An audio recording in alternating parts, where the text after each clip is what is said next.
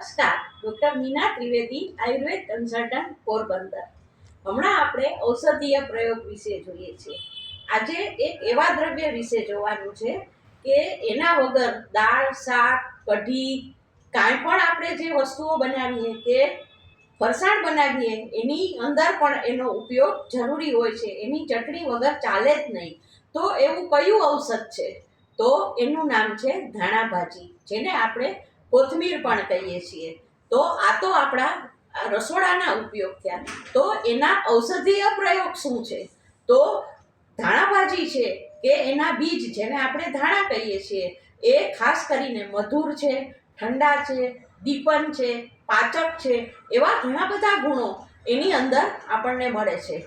તો વધારાની અંદર જ્યારે આમ થાય ત્યારે આપણે એ ધાણાનો પાવડર બનાવી એની અંદર સૂંઠનો પાવડર નાખી અને એની અંદર આપણે એરંડમૂળનો પાવડર નાખી અને લેવાથી આપણે જે આમ એટલે કે વાતના જે રોગો હોય એની અંદર આપણને ફાયદો થાય છે.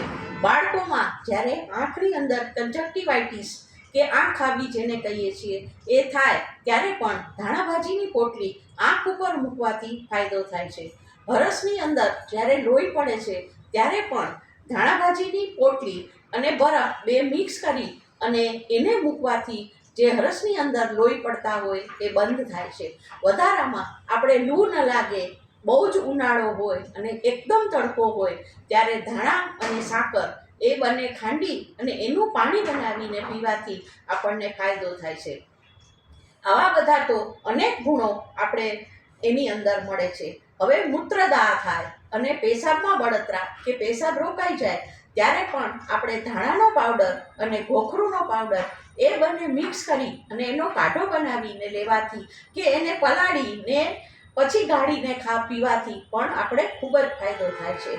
વધારામાં તૃષા બહુ થતી હોય એટલે બહુ તરસ લાગતી હોય, પેટમાં બહુ દાળ થતી હોય ત્યારે પણ ધાણાનો પાવડર, આમળાનો પાવડર, પિત્ત પાપડો, સાકર વગેરે બધું, અરડુસી બધું મિક્સ કરી અને લેવાથી આપણને એની અંદર ફાયદો થાય છે.